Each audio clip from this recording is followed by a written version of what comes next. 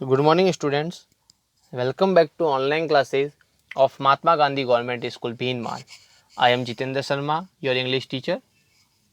Today we are going to discuss the remaining part of this lesson and some question answer. Okay, as you know, this lesson is written by William Elliot Gibbs. So in today's video, we will see the picture of author. Okay, let's see. This is the picture of author William Elliot Gibbs. Okay, the author of this lesson. Now we start our video.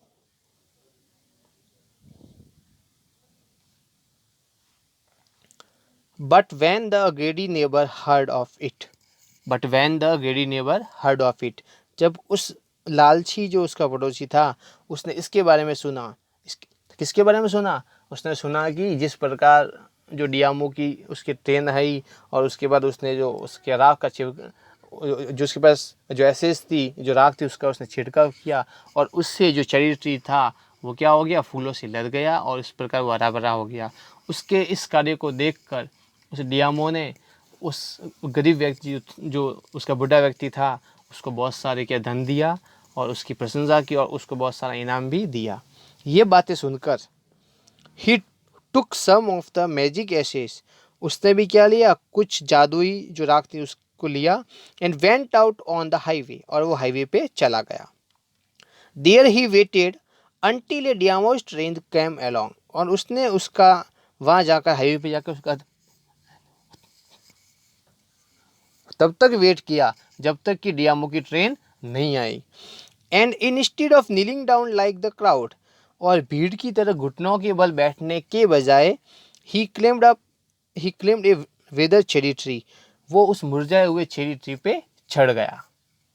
When the daimyo's himself was almost directly under him, जब daimyo खुद उसके एकदम straight रूप से नीचे था, उसकी क्या था, स्ट्रेट रूप से नीचे था। He threw a handful of ashes over the tree, तो उसने मुट्ठी भर जो राख थी उसको उस पेड़ के ऊपर छिड़क दी। Which did not change a particle, और उसका एक कण भी क्या हो गया, अपन कह सकते फूलों के रूप में नहीं लदा और उसका कोई परिवर्तन उस पेड़ पे नहीं हुआ। The wind blow the fine dust in the noses and eyes of daimyo and his wife, और जो हवा बह रही थी उस हवा के झोंके से जो उस डस्ट के जो कण थे, वो डस्ट थी वो क्या हो गई, उस डियामो के और उसकी पत्नी के नाक में और आंखों में चली गई। सच स्नीजिंग एंड चॉकिंग, और इससे वो दोनों चीखना शुरू हो गए, खांसना शुरू हो गए और उनका गला भी क्या हो गया, रोंदना शुरू हो गया, उनको ढंग से सांस भी नहीं आ रही थी। It spoil all the pomp and dignity of the procession, और उसके इस दुष्ट काम से जो उस व्यक्ति ने किया था उससे उस डियामो का जो जुलूस था, उसकी सारी गौरव और उसकी जो अपन कह सकते जो भी ख्याति थी, उसका जो भी क्या अपन कह सकते वैभव था, वो सब क्या हो गई, स्पॉइल मतलब नष्ट हो गया, बिगड़ गया। The man whose business is was to cry, और जिस व्यक्ति का जो बिजनेस था, जिसका जो काम था, क्या काम था, जोर से चिल्लाना, क्या, get down on your knees, कि अपने घुटनों के बल आप क्या करो, अपने घुटनों के बल बैठ जाओ। ठीक है ना, ये काम जिस व्यक्ति का था, जो उनका कॉम्पिटेंट मैन जो था सबसे आगे जुलूस में, ठीक, उसका ये काम था। उसने क्या किया, seize the old fool by the collar, उसने उस बुढ़े व्यक्ति को, उस बुढ़े मुख व्यक्ति को कॉलर से पकड़ा। Dragged him from the tree, और उसको क्या किया, पेड़ से घसीटा। एंड टम्बल हिम, और उसको क्या किया, अपन कह सकते हैं टकराया या उल्टा पटका। And his ass's basket into the ditch by the road, और उसको क्या किया, रोड पे पटक दिया उल्टा, और उसका जो राख का जो अपन कैसे बास्केट था, उस बास्केट को नाली में डाल दिया। Then beating him soundly, soundly हर साउंडली मीन्स वेरी बैडली, यहाँ साउंडली का मतलब क्या होगा, बहुत बुरी तरह से, वेरी बैडली, और उसके बाद उसको बुरी तरह से उसको उसकी पिटाई की। ही लेफ्ट हिम फॉर डेड, और उसको अधमरा करके छोड़ दिया कि अब उसको छोड़े तो उसकी क्या हो जाए, डेथ हो जाए। दस the wicked old man died in the mud, और इस प्रकार जो कीचड़ था, जो मर था, उसके अंदर उस दुष्ट व्यक्ति की डेथ हो गई। बट लेकिन the kind friend of the dog dwelt in peace and plenty, लेकिन उस कुत्ते का जो अच्छा मित्र था, जो दयालु मित्र था, वो उस गांव में आराम से शांति से रहने लगा। और उसके पास बहुत सारी प्रचुर मात्रा, उसके बाद मतलब अच्छी क्वांटिटी में धन भी था और उसके पास शान शौकत भी थी। And both he and his wife lived to a green old age, और वो दोनों, कौन, हस्बैंड वाइफ जो थे, बुढ़े महिला थी और उसका पति था, वो दोनों एक अपन कह सकते हैं कि हरा भरा, जो अपन कह सकते हैं अपन होता है वृद्धावस्था का जीवन होता है, वो जी रहे थे। मतलब वो शांतिपूर्वक वृद्धावस्था में रह रहे थे, उनको किसी प्रकार की कोई प्रॉब्लम नहीं थी। Okay, now this chapter is finished, this chapter is finished. Okay, now we will discuss question answer of this lesson.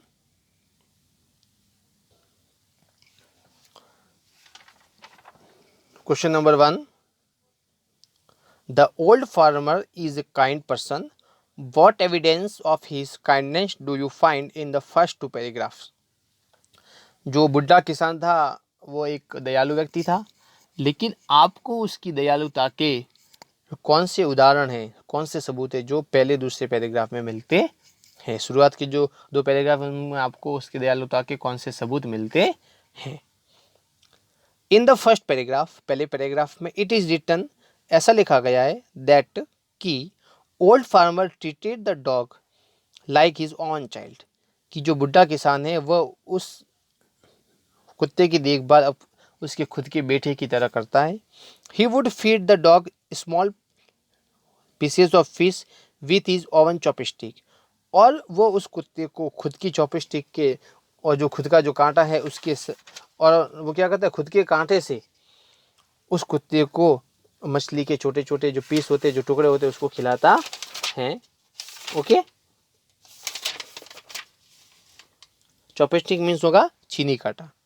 The second paragraph is, और दूसरा पैराग्राफ में ये बताता है, that to provide food to the birds, वो क्या करता था, पक्षियों को भोजन देता था।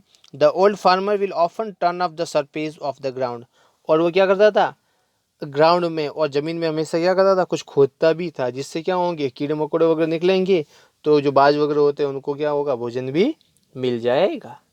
Okay, now we will discuss question number 2, sorry, both this stance से प्रूव्ड, और ये दोनों जो उदाहरण हैं जो क्या करते हैं, ये साबित करते हैं, दैट कि the old man was a kind person, कि जो बुढ़ा व्यक्ति था वो एक दयालु था। जो था बुढ़ा व्यक्ति वो कैसा था, दयालु था।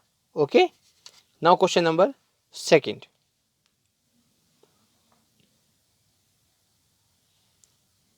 What did the dog do to lead farmer to the hidden gold, उस छुपे हुए जो गोल्ड था, जो सोना था, वहां तक उसको पहुंचाने के लिए कुत्ते ने क्या किया?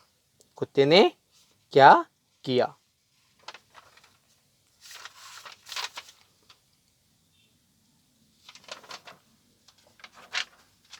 तो आपको पता है कुत्ते ने क्या किया?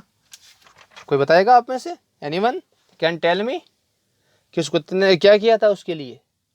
Okay, let's see, the answer is, the dog came running toward the farmer. आपको पता है ना अब क्या हुआ होता, कुत्ता उस व्यक्ति के, उस किसान के पास दौड़ता हुआ आया। It kept his pause against the leg, और उसने उस फार्मर के जो थे, क्या पैर थे, उसके विरुद्ध में, मतलब उसके विपरीत उसने अपने पंजे रखे। With its head it kept on directing toward A spot behind him, और अपने सिर से उस व्यक्ति के पीछे जो कोई स्पॉट था, जो स्थान था, उसकी तरफ वो इशारा कर रहा था, उसको डायरेक्ट कर रहा था, उसको इंडिकेट कर रहा था।